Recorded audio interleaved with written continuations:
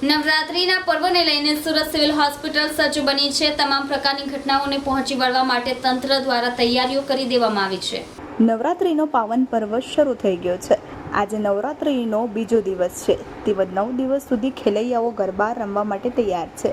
ત્યારે નવરાત્રિ દરમિયાન કોઈપણ પ્રકારની જેમ કે આગ, રોડ અકસ્માત તેમજ ગરબા રમતી વખતે ઢળી પડતા ખેલૈયાઓની સહિતની અનિચ્છનીય ઘટના ન બને તે માટે તેને પહોંચી વળવા માટે સુરત સિવિલ હોસ્પિટલનું તંત્ર સજ્જ બન્યું છે।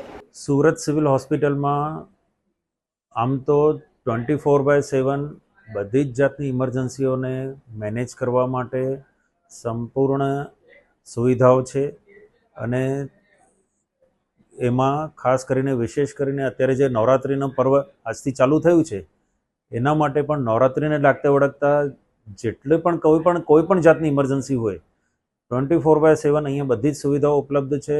જે કેઝ્યુઅલ્ટી ઇન્ચાર્જ મેડિકલ ઓફિસરો છે એમને પણ સૂચના આપવામાં આવી છે કે નવરાત્રિને લાગતા વળગતા કોઈ પણ ઇમરજન્સી હોય વિવિધ વિભાગોના ડૉક્ટરો સાથે સંકલનમાં રહીને વ્યવસ્થિત રીતે એની સારવાર અપાવવાની છે અને જો ભગવાન ન કરે કોઈ એવી અનિચ્છનીય ઘટના બને છે તો એના માટે પણ સ્ટાફ વધારી શકાય તાત્કાલિક રીતે અને ડૉક્ટરો, નર્સિંગ સ્ટાફ તાત્કાલિક રીતે બોલાવીને સંપૂર્ણ રીતે એ જે વધારાનું પણ ઇમરજન્સી આવી જાય તો એને પણ ટેકલ કરી શકાય એવી પૂર્ણ રીતે તૈયારીઓ છે।